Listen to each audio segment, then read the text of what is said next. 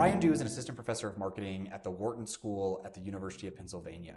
Ryan's research focuses on how machine learning and Bayesian statistical methodologies can solve real-world marketing problems, helping marketers make smarter, data-driven decisions. In today's episode, we had a really wide-ranging, fascinating conversation touching on Bayesian versus frequentist statistical philosophies, how marketers should really think about and appreciate uncertainty, the role of assumptions, identifiability, and correlation versus causation in media mix modeling, and how different types of models might be conflated in certain situations. There's a whole lot more in the conversation, and Ryan was just a really, really wonderful guest, getting both into the deep technical weeds, but also keeping it very accessible. I hope you really enjoyed the conversation. I'm really excited for this conversation. I've been looking forward to this one for a very long time. The first question that I wanted you to sort of comment on is that, or maybe the first topic. I see a lot of debate. Some of it is frustrating online about Bayesian versus frequentist approaches to lots of different things, but particularly in the field of media mix modeling, people seem to get very worked up over this. Given your background, your expertise in statistics and marketing science, I'd love for you to talk a little bit about what do people mean when they talk about Bayesian versus frequentist approaches? How do you think about where that matters? Where does it not matter? What should marketers be thinking when they're hearing different vendors or, zealots talking about Bayesian versus frequentist approaches in this domain? Sure, yeah. Well, by sort of background, I come from this sort of Bayesian statistical perspective, and so I am a non-neutral participant in this conversation. But I'll try to give the sort of lowdown with minimal philosophical bias.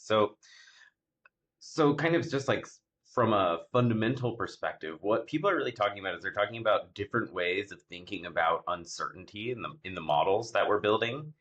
And so maybe it's even sort of useful to start by thinking about what does uncertainty even mean, and why would somebody in marketing care about uncertainty? And so I think sort of fundamentally when I say uncertainty, I do mean kind of intuitively what you think of when I say uncertain, like the future is uncertain, or the effectiveness of what we're doing, what we're putting our dollars into is uncertain.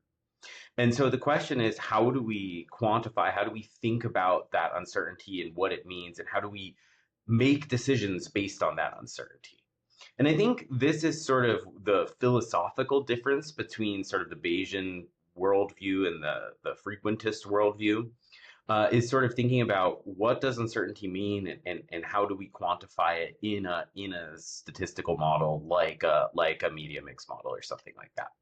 And so just really sort of right off the bat, this sort of being sort of dogmatically Bayesian versus dogmatically frequentist, I don't necessarily think this is the right way to be thinking per se, although I tend to fall on one side of the fence more than the other.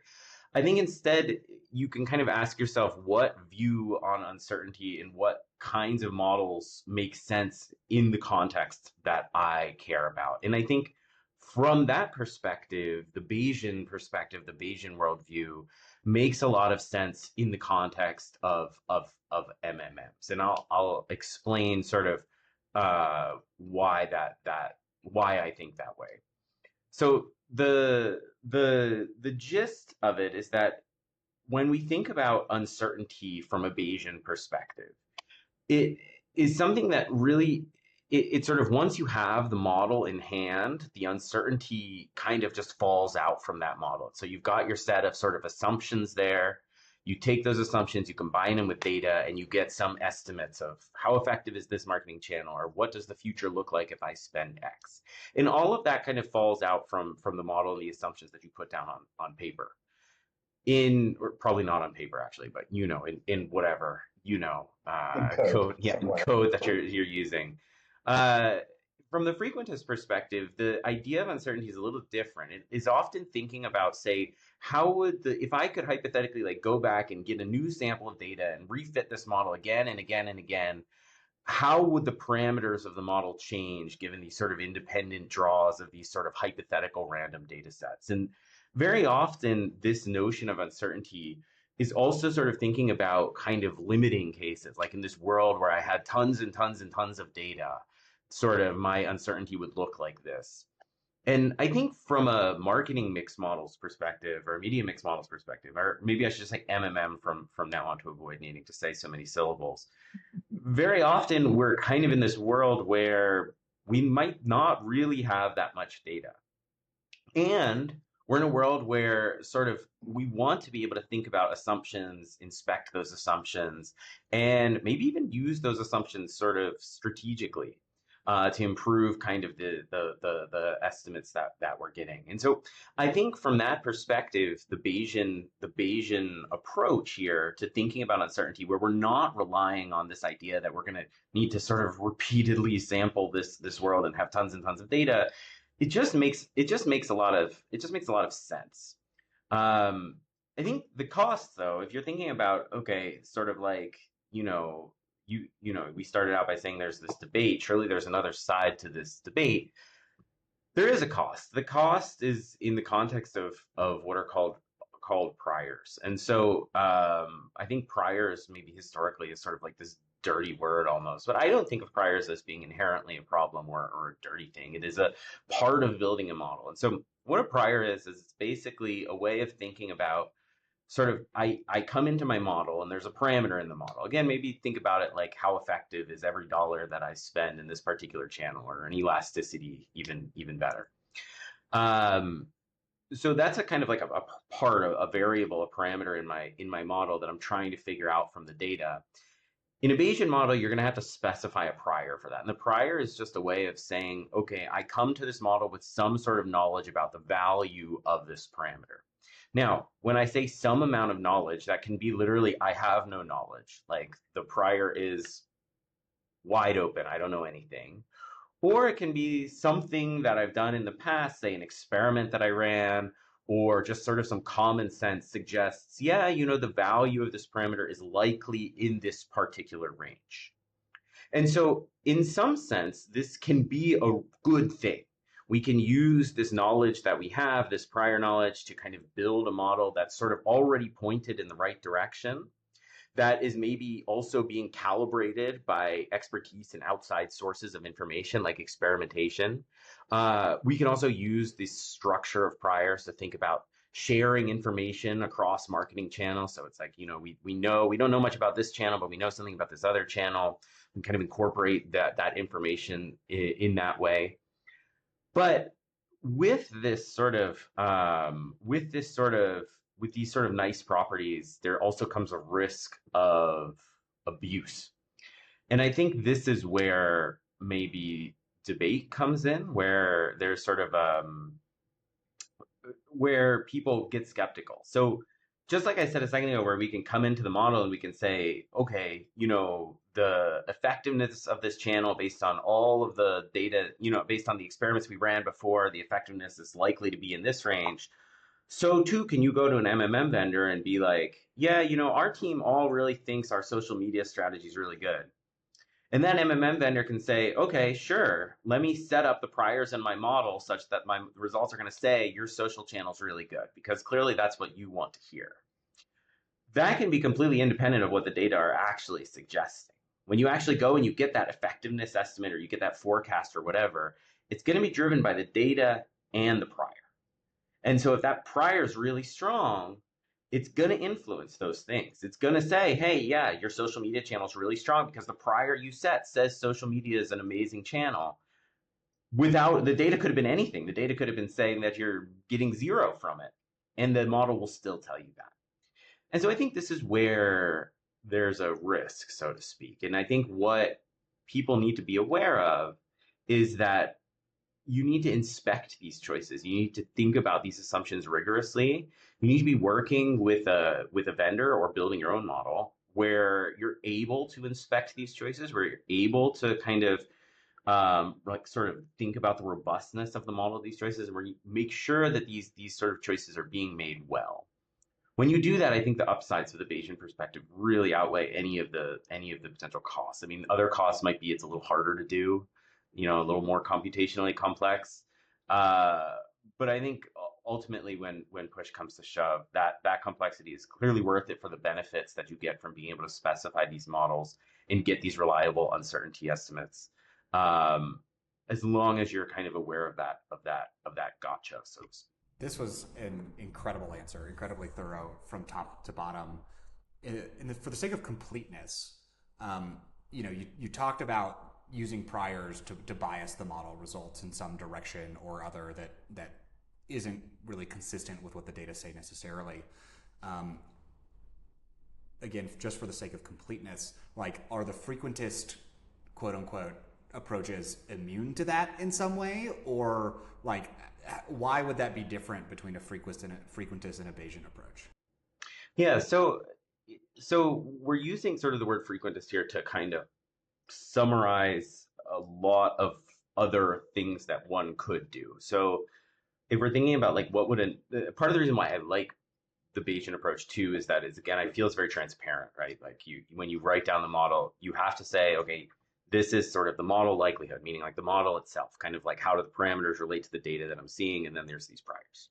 When you're thinking about alternatives to it, there's usually just the first part. So kind of if I'm thinking about sort of what's the most standard model, it would be sort of like I have this sort of set of equations, if you will, that sort of relate, okay, the X variables that I've got, like my spending, to how I think Y is going to look. And there's still going to be parameters. Like that part is kind of going to be the same. This would be, I think, is kind of the more standard way of it would be the non-Bayesian sort of standard way of setting up a model like this. And then the question is sort of, okay, how do you figure out what the best values of those parameters are? And how do you think about how uncertain those parameters are? And so one thing that you can do is you can just say, I'm going to let the data completely speak. And sort of that would be kind of the standard, what you might think of as sort of like the maximum likelihood estimate. Or if you come from a machine learning perspective, you define these loss functions and you minimize these loss functions to get kind of the best predictions of the future that you can get. But they're all going to kind of arrive at some sort of point estimate. And that point estimate in the sort of most basic case is going to be purely data driven. And so in that sense, it might avoid this uncertainty about what's going on in the prior. But in many cases, that's not necessarily what people will always do. So for instance, if you come in and you say, okay, we really think that this is the effectiveness of the social channel, and I'm approaching this from a non-Bayesian perspective, I might constrain that optimization in some way to say like, okay, we're going to find the best parameter estimates such that this value lives in this particular range or something like that. I might also apply some form of what is called regularization to the model. So basically these kinds of, not necessarily constraints, but these assumptions that sort of encourage the model to find values of parameters that live in a certain range again. And what's interesting about that is that often actually those types of regularization that you're assuming can be mapped clearly onto a sort of assumption in a Bayesian model. And what's nice, I think, is that actually it's clearer, at least in my view, to think about that in the Bayesian perspective from this idea of like, this is kind of the prior information we're bringing, whereas the sort of regularization ideas can sometimes feel a bit arbitrary. Like, why do we assume this particular sort of thing in our optimization procedure? I think these would all be sort of very data-driven ways of specifying a non-Bayesian model. You can also specify non-Bayesian. I mean, non-Bayesian models encompasses a very wide range of things, and so even just sort of an idea where we would just sort of kind of pick parameters, right? Just like sort of that would be almost the most extreme kind of case of saying, we have a prior that's really strong.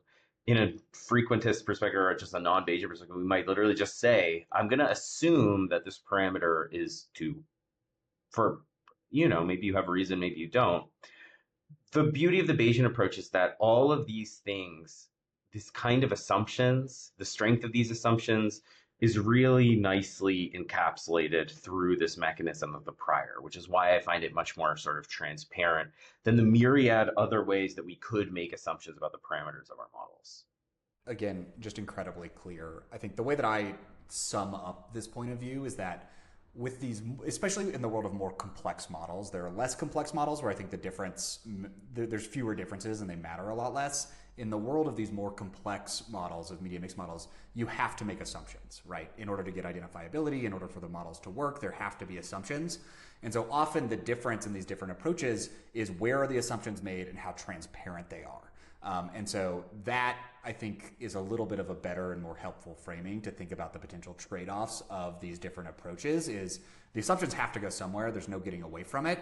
It's where are they being made, how are they being applied, and how transparently can we introspect them and try to understand how they might be impacting the outside results. And I think that's where the real trade-offs start to come in. And I think also about how rigid the assumptions are, right? I think the beauty of the Bayesian perspective and this idea of priors is that we can have this idea that sort of like we expect this parameter to look like this. We expect this, this is how much this sort of channel is going to exhibit diminishing returns, how much less and less am I getting from every dollar spent? And I have some expectation of that, but I'm willing to sort of admit that that expectation might be a little bit wrong, and the model can kind of deviate away from that without imposing sort of like, no, has to be the number two, that's it, and I think that's the sort of fourth point I would add to the list. You recently published a paper with Nicolas Padilla, very provocatively titled "Your MMM is Broken." I have a number of questions that I want to sort of dig into on this paper that a lot of people online were talking about. I think it was a really, really amazing paper. But maybe to start, can you just sort of summarize high level, what was that piece of research about? What did you find?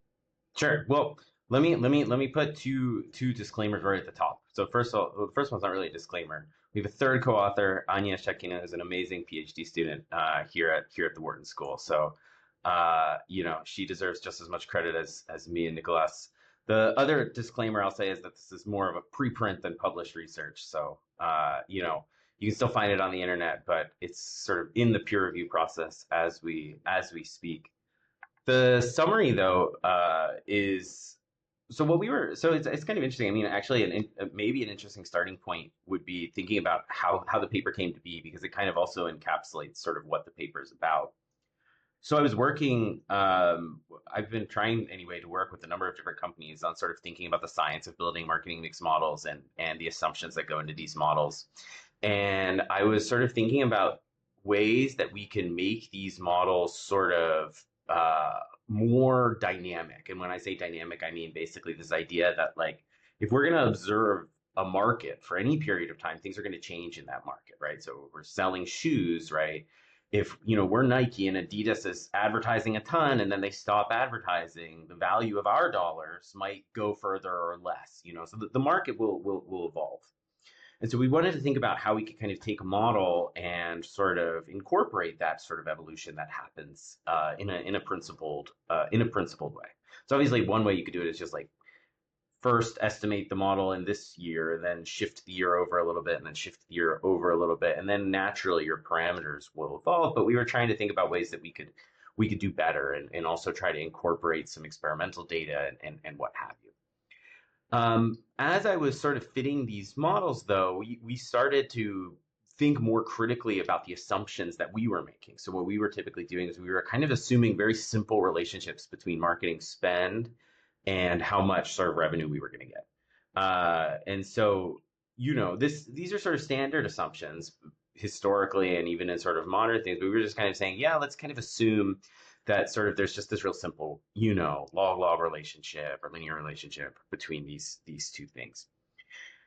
And as I started pushing on sort of that assumption a little bit, I realized that as I sort of changed that assumption that I was making there, the way that sort of the time varying inferences I was making, like as to how this market is changing over time, would also change. And I started thinking about, okay, what's going on here? Like, why when I make different assumptions about this kind of seemingly two independent things, is the other one changing too? And so the heart of the paper then is sort of our attempt to examine this issue, which is basically to what extent, if we're just in a kind of your standard marketing mix model setting or media mix model setting, to what extent can we really identify, I guess, to use that word. We can talk about what that means in a second. But to what extent can we really be sure that the story that we are telling about either sort of the shape of our model, if you will, like how does X relate to Y? How does spend relate to revenue? Is there a sort of saturation sort of thing going on where we're getting less and less? Is there a point where we need to spend above this threshold to get more and more? How exactly like do returns accelerate once we're past that point? All of these sorts of things. So I mean by the shape. To what extent can we actually figure out the right shape of our model?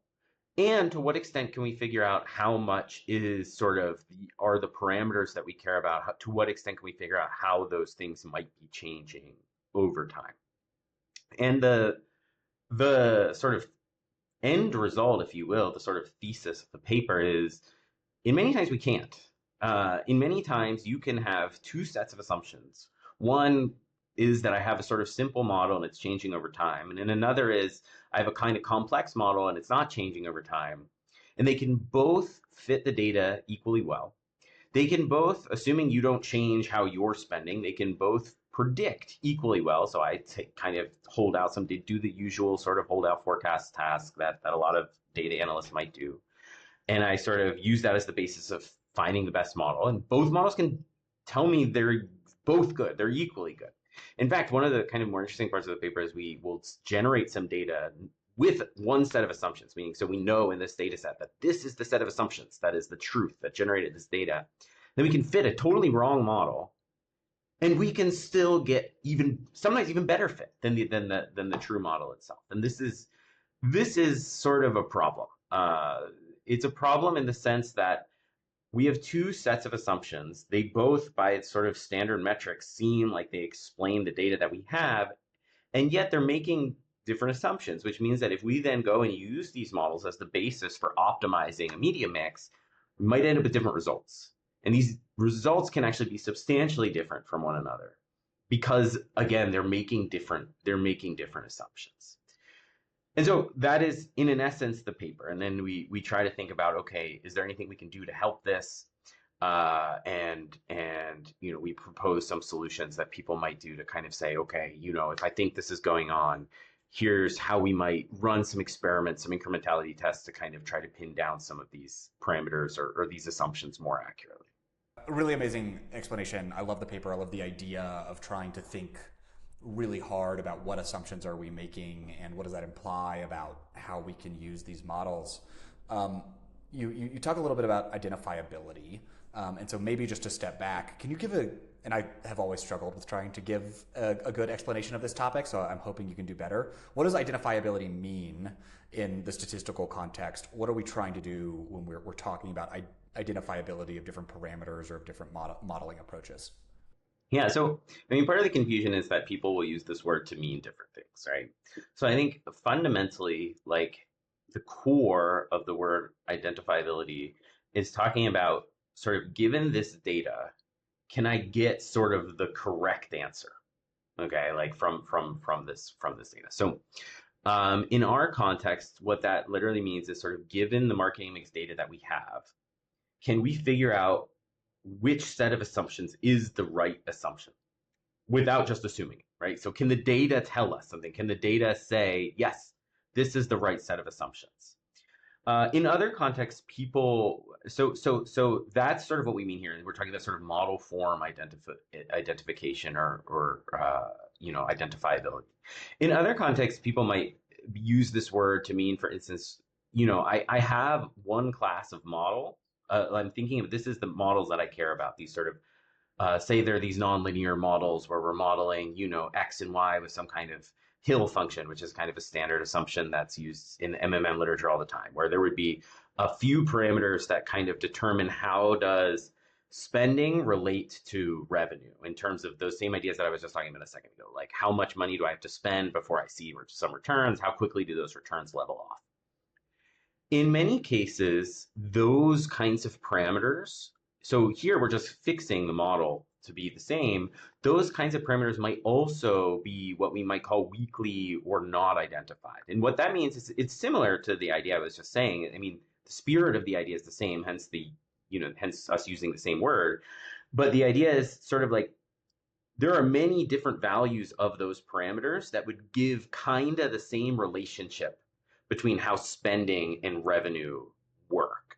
And that's just because we've assumed this really complex sort of function. I mean, it's not really complex, but we've assumed this moderately complex function. And different values of the parameters can lead to more or less similar shapes of that function. When you combine this with the idea that often marketing data, and especially I think MMM data, is often pretty noisy, we're then going to be kind of saying, okay, figure out these really nuanced differences in sort of the response given really noisy data, and you're just not going to be able to do it. You're going to find that many different values will give you roughly the same fit. And this is sort of similar to what I was talking about before in the sense that we're saying different models will give you sort of the same fit, but it's in a different context. Here, we're even talking just within the same model, you have a set of parameters, they may be different parameters that give the same fit. And then there's a third type, which is not necessarily, is also, again, very much related to what we're talking about, but is sort of a third way people use these words, which is sort of about causality and causation, right? So often when we're talking about marketing mix models, media mix models, what we really care about is basically if I'm going to increase spend on this channel by $1, probably you're not going to spend $1, but say, $100,000, then, how much is revenue going to change? And that is fundamentally a causal question, right? If I'm saying I'm going to do something, I'm going to intervene and spend more money, and then I want to know how is revenue going to respond to that? Is my increase of $100,000 going to cause revenue to change? If it's not causing, if it's just, then we don't care, right? We only care about what our money's causing to happen in the world.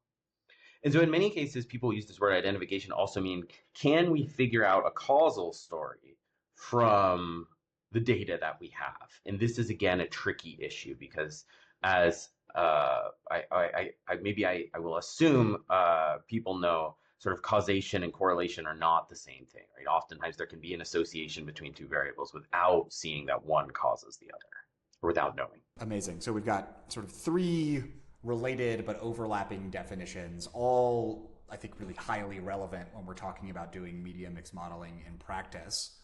I'd love to dig in because I found that in industry, this sort of technique of using simulation to think about identifiability isn't actually that well known or all as used as much as I think it could be.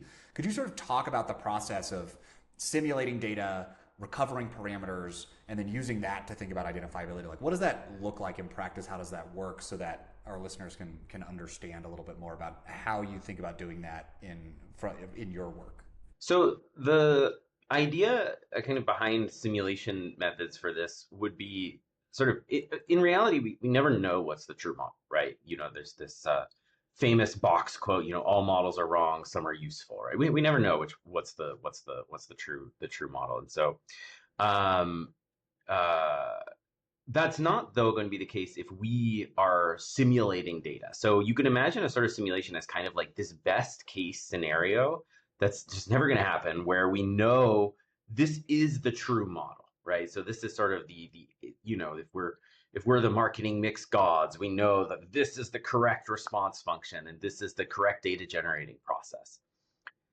And so what we can do then in this sort of, under this sort of set of this best case world, we can generate a data set or data sets changing sort of the parameters. And again, the benefit here is going to be that we know exactly the process that generated that data. Then we can kind of pretend like we didn't, right? We can pretend that we didn't know what was the truth, which is going to be reality, right? When we go to, like I said just a second ago, we go to, fit some data, a model to some data, we don't know what's the truth. We can pretend we don't know what's the truth, and then we can fit the models that we're thinking about, whether that be the correct model or another model that we're thinking about. And we can then look and see what comes out, right? So what we would hope comes out is what comes out, thinking about the first two types of identification now, the sort of model form identification and the sort of parameter identification stories. We would hope what comes out is that if we test a bunch of other models, they don't fit as well as the true model. And we would hope that when we look at the parameters that we sort of recovered, that those parameters are similar to the parameters that generated the data. Because again, in this case, we do know what generated data. We're just pretending we don't. In that case, we have a well, at least statistically, a well-identified model, right? When we take that data, we are able to sort of recover a unique model from that kind of data. Issues come up when that doesn't happen. Where, for instance, in our paper, what we do is we change to a completely different type of model. We fit it, and then we say, wow, actually, by all the standard metrics, you could never tell these two models apart. Or in the sort of parametric identification issue, you might say, oh, the data was generated by a Hill function that has parameters 1, 2, and 3, and now we see that this says the parameters are, 100, 25, and 6. And then you're like, okay, well, so clearly something's up here. That will often happen, for instance, if the model is sort of too complex to support the types of data that you have. So you're generating sort of simple data, which, by the way, I should stress, marketing mix models are often built on simple data. And then you're fitting something fairly complex to it. Complex models can often sort of, different parameters can often generate very similar looking data sets when the data is really, really simple. In some cases, you don't care. But when you're thinking about doing optimization or intervention, often actually kind of figuring out what's the right model does matter. I love it. I think this is an amazing technique, and I think it is underutilized in industry across lots of different applications, like not just in MMM. I think anytime you're working with any sort of algorithm that's even just new to you, like going through and doing, simulation and parameter recovery exercises are a really powerful way to start understanding that model and understanding its limitations before you actually put it into practice. I think like if just taking data and running it through a model and being like, yeah, the results seem reasonable is very fool prone, we will say. And so being a little bit more rigorous about thinking about how to introspect these models, I think is really good. And this is a really amazing technique to do it.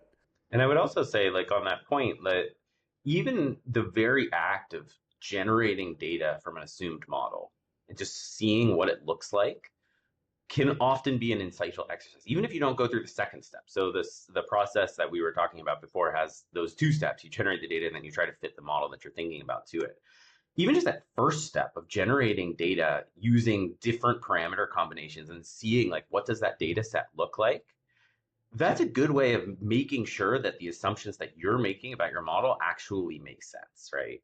Very often you might have missed something. You might be making some assumption and then realize all the simulated data sets that I have are, assuming that, I don't know, that revenue is going to be 10 times more than it's actually going to be in any of the data sets that we work with or something like that, or 10 times less, or, they're all assuming that, each channel has a positive return where they might not. These sorts of things can show up just by generating data from your assumed model class and just like thinking about it, to make some summary statistics of it, make some plots, see what like common sense things is this model, or what kinds of things are baked into this model. In sort of the technical sort of jargon, this might be called what's a prior predictive check if you have a Bayesian model. And I think it's a useful way to start with anything, and then go to the actual fit the model and see, can you recover the things, this sort of identification checks. I do these things for every model that I ever built, right? This is always the starting point. I'll share a little story. I came to Bayesian statistics through like a weird circuitous route. Like I started out doing frequentist regressions in Stata, and read the Stata and the SAS manual really deeply to try to figure out what magical incantations to apply to some data set to get something out on the other side. And at some point, I got like really worried about my lack of understanding of what was happening in the black box. And my way to deal with that was to start simulating data and then applying the methods and then seeing what came out on the other side in order to really try to understand what was happening. Not via the math and like the symbol manipulation, which I'm not particularly good at, but I am quite good at like writing code and generating data. And once I started doing that more and more and using the simulation to understand the statistics, the transition to like using Bayesian methods, which often rely on first specifying a data generating process and then analyzing that statistically, felt very, very natural. And so again, any sort of statistics that you're doing, this simulation method works really, really well, and especially well actually in more black box methods that you might be applying, simulating the data, see what happens, do you get the results you expect on the other side, is just a really, really powerful way to learn more about the statistics that you're doing, and really test the methods and say like, okay, in what situations does it work versus where doesn't it work? And that's a really, like, I think, important thing to know when you're trying to use these methods in practice. Absolutely. I mean, in some sense, with computers, a lot of math's actually not that important. Of course, like, you want to write an academic paper about how a model works. I guess you better understand the math. But at the end of the day, these sort of simulation-based techniques can really just sort of substitute for that entirely, right? I mean, this has sort of been the backbone of a lot of what people can call like computer age statistics, which sounds very old school. But I think there's a book like with that title. That's a pretty interesting. It's a pretty interesting read. But just in general, like the whole idea that sort of even if we can't do them, almost all of Bayesian statistics is based on the idea that like there's a lot of math that we can't do, right? Like when we want to compute these uncertainty estimates, a lot of times we couldn't do it. Like if you sat down with the math, you couldn't do it. But a computer can simulate it, and you can figure out things based on those simulations that will give you sort of the answer that you need. And so, absolutely, that's a great backstory too. I want to sort of wrap up the discussion on this particular paper. You had mentioned, look, we simulated data, we tested it in a bunch of different ways.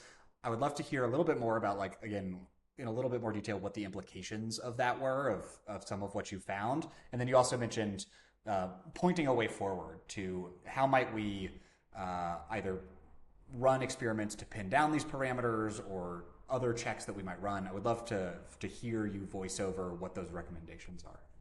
Yeah, sure. So, uh, at the end of the day, so the paper is kind of divided into chunks, right? So the first chunk is more or less what I already discussed, which is that kind of in the modern, and I mean, the sort of in the typical MMM data and the typical models we're fitting, you have this fundamental identification problem.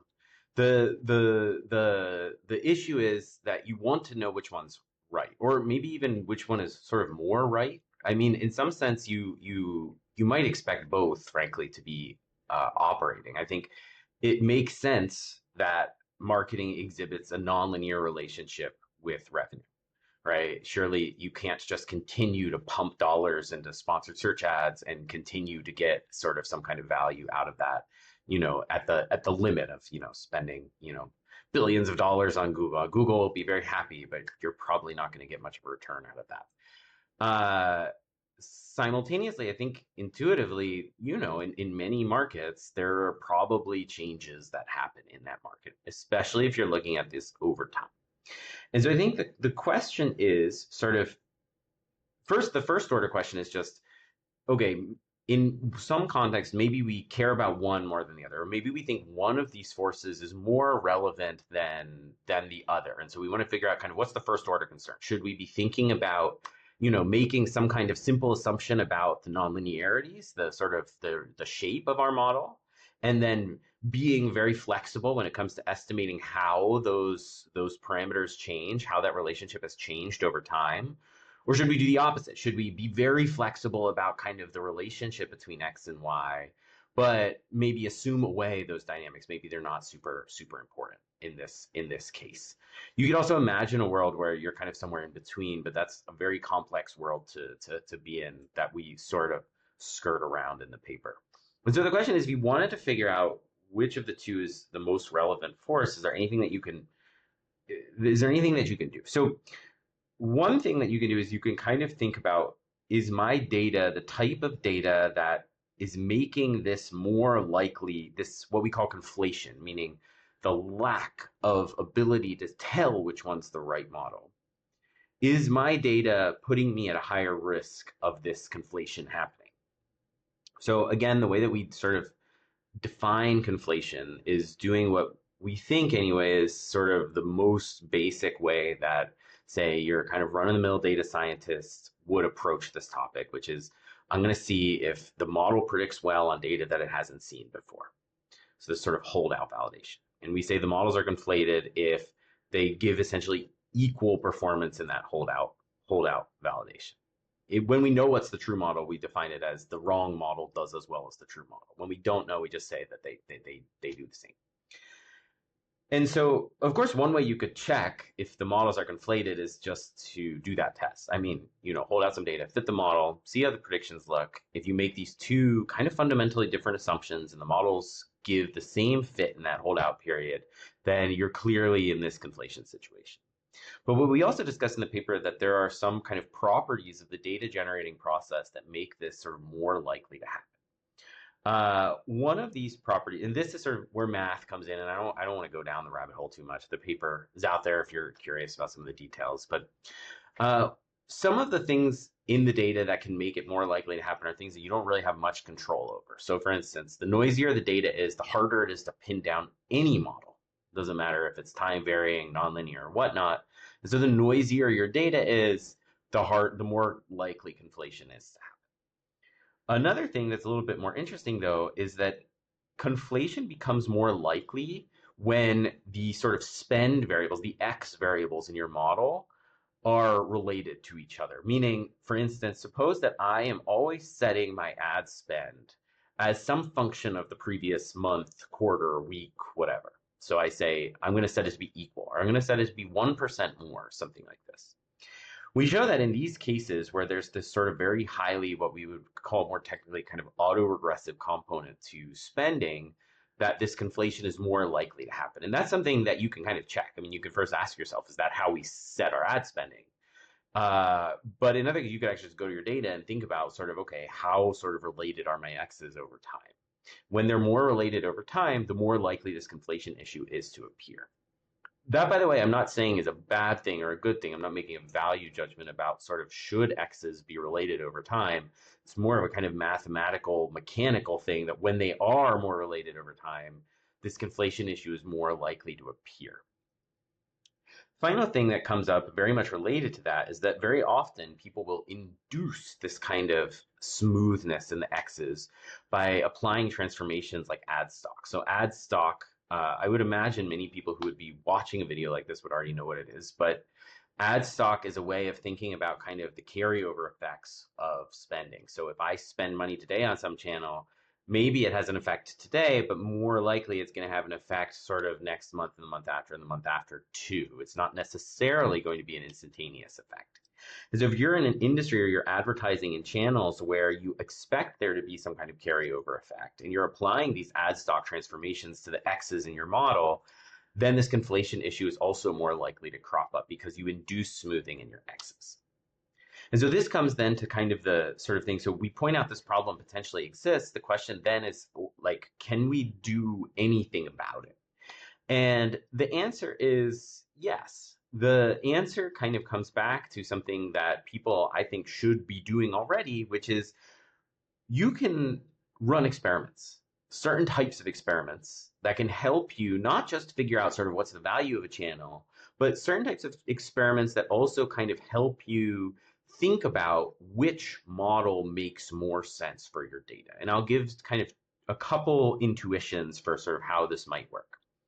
So one way that this experimentation might work, which is not really the focus of the paper, but is sort of just a sort of side note, is that as I said before, this conflation issue is a problem under intervention. What I mean is that if you're going to use these models to optimize your spending, that means you're deviating from kind of current spending patterns. That's when these models will give different predictions. And so if you are kind of constantly running sort of spend experiments, incrementality tests, these kinds of lift tests, whatever of the many words that refer to kind of the same thing, whichever one of those you're doing, and you're doing that in kind of say the future and say maybe this holdout period, then having that kind of intervention in the future, you can kind of see which model does a better job of predicting under that new data regime. And that I think is an important thing because these models really give kind of equal predictions under the status quo, not under intervention. That's kind of the crux of the whole thing.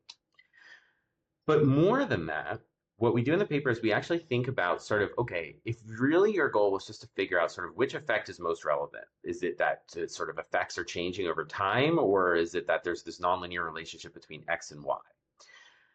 You can actually design tests that do a good job of getting the answer to that question. And the way that you do that, we propose kind of two ways to do that. One a little bit more sophisticated, one a little bit easier to implement. Let's start with the easier to implement one. So the easier to implement one kind of makes this observation that kind of if you have sort of time varying effects, what that sort of means is that if you say you're sitting here today and your spending is X on some channel, and then you fast forward a year, 2 years, or 6 months, and you again spend X, the sort of marginal return at X should be kind of the same at those 2 points in time. Sorry, it should be different for for the time varying model. They should be different at those 2 points in time, right? That's kind of the definition. On the other hand, if there's not really, so if sort of nonlinearities are sort of the thing that's of interest, then what we're really talking about is regardless of time, if you go from x1 to x2, you should see sort of the same you should see this increase. And if you do that today versus you do that six months from now or a year from now, that sort of marginal increase should be kind of the same. And so what we propose is this sort of simple test, which we call the seesaw test. And the seesaw test is basically saying you can fix some period of time, a very short period of time, say 1 month, 1 week, 2 weeks, whatever. And you can vary spending from some level to another level and do this kind of over and over and over, sort of like these bump up incrementality tests that a lot of companies do. And you can observe kind of what happens in that period of time. Depending on sort of the time varying model would likely say that every single sort of during that period of time, there's not really enough time has elapsed for there to be sort of meaningful changes in kind of the response rate. And so if your assumed functional form is correct, you should kind of be able to trace out that functional form in that short window of time. On the other hand, if the sort of if nonlinearities are very important, then you should be able to sort of test whether or not sort of the nonlinear, you should actually be able to kind of identify the correct nonlinear form from that same exact test. And you can repeat this test if you want at kind of sort of periods of time that are far apart to really think about, does the sort of shape of the response function change? Now, there's a more sophisticated version of this, which is leveraging this idea that under intervention, these models give different predictions. And so what we can actually do is we can think about what would be sort of the spending level that would cause these two models to give as different predictions as possible. And we can then go and we can set for 1 month, we're going to set spending on this channel to be that, right? It's going to be different than what you're spending now. It might be less, it might be more. But what we can then see is we can see at the end of the day which model was sort of closer in terms of getting at sort of what we actually observed in the data. This is what we call the sort of maximal separation test, and it's sort of the most efficient way that you could really think about testing for model identification. But I think, those points aside, again, it's sort of, these points are a little technical and are, I realize our goal is kind of to think about these both from a technical and a sort of non-technical sort of who cares perspective. And I think from the non-technical sort of who cares perspective, or why should I care? Maybe that's a better way of saying it. What I think is kind of the main thing is that being careful with how we validate our models and also leveraging experimentation in that process can help us build better models. And it should be the way that we think about doing these kinds of validation. And the paper, gives the details of these two types of tests that you could think about doing to sort of pin down model form. But I think in some sense, I don't view the details, the technicalities of those tests as being the main so what. The main so what is sort of model specification matters because it determines optimal spending policies. And when you're validating models, you need to be thinking about this and potentially doing experimentation that lets you actually validate this particular point. I love this. First of all, that was an amazing explanation, and it really resonates with a lot of the things that I find myself saying a lot. And your approach is logically incredibly sound, very sophisticated, but maybe a takeaway from this is just, if you're in this world where you're thinking about using an MMM, is you should be experimenting more.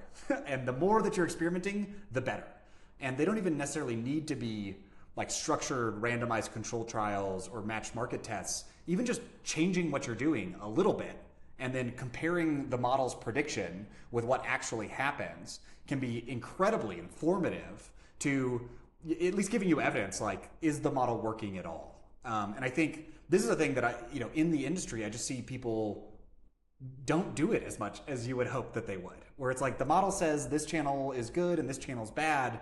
Like, if you go and do something about it, you should be able to see if the model's predictions come true, and that should be a really obvious and core part of validating these models, as opposed to a lot of the like statistical work that you can do that is often very like prone to error.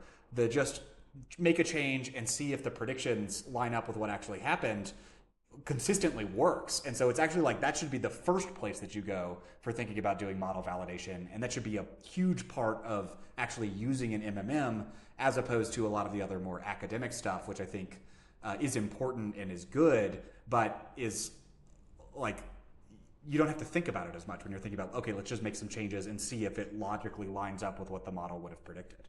And I think the key point too in some of these things is sort of like these sort of, again, I'll use the word like bump up tests, or these sort of incrementality tests where you're just kind of taking a channel and you're increasing the spending on it or decreasing the spending on it. The kind of key idea is like compared to like a true randomized control trial, or like a like a geo test where you're kind of different markets, maybe you're spending different things in different markets, or what have you. The challenge, of course, is that, if there's something else that happens to coincide with the time that you bump that spending up, then it can make it really difficult to say, okay, was the increase in spending truly sort of responsible for the increase in revenue, or was it this other thing? Like Christmas happened, hey, and people bought a bunch of stuff. The thing, though, is that if you're regularly doing these sorts of things, it makes it much less likely that there's going to be some kind of random one-off event that sort of is going to be completely sort of confounding the estimate of this particular channel's marginal effectiveness. And so I think that this is sort of an important thing. It's not just about having some variation in X. I mean, to fit any model, you're going to need variation in X. It's about having sort of some consistent pattern of experimentation broadly defined where X is varying. And it's not varying just based on like, oh, we know this is going to be an important season for us, let's spend more. In fact, that's actually the worst kind of variation you can have, is it's going to artificially inflate your effectiveness estimates, and exactly not tell you what really is the true value of each dollar you're spending on marketing. I love it. I think it's super well said. I think this is what I think we both would love to see more in the world is just more exogenous variation. Not just as statisticians, I like truly believe that will help more businesses make more money by sort of branching out from what business as usual is. That's how you do the explore, exploit iteration towards overall more profitability. And that it helps the model as well, I think is a nice bonus on top. Ryan, we are out of time. This has been an amazing conversation. You are really, really good at this. Thank you so much for joining me and for explaining all of these really in-depth topics in a way that I think our listeners are going to be able to understand and really appreciate. So thank you so much for this session today. I really, really appreciate it. Well, it's my pleasure. I love talking about these things, and it's been a lot of fun. Thanks for having me.